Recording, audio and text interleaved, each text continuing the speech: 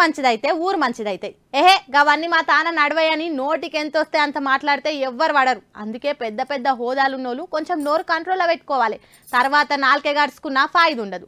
ఏమో మంచి కోమటిరెడ్డి సార్ అయితే రైతు బంధు రాలేదన్నోళ్ళను చెప్పుతోని కొడతా అని కోపమైన ముచ్చట వాస్తవమే అంటుండు.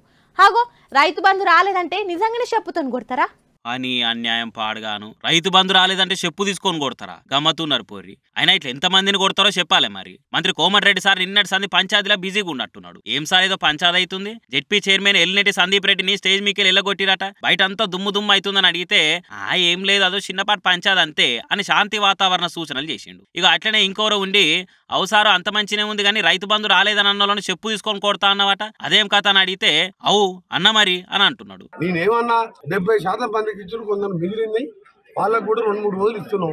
ఎవడన్నా రాలేదన్నావా అని చెప్తాం కొట్టా అంటే 70% మందికి రైతు బంధు పైసలు పడ్డాయి, కడమ 30% మందికి 2-3 రోజుల పడతాయని చెప్పిన.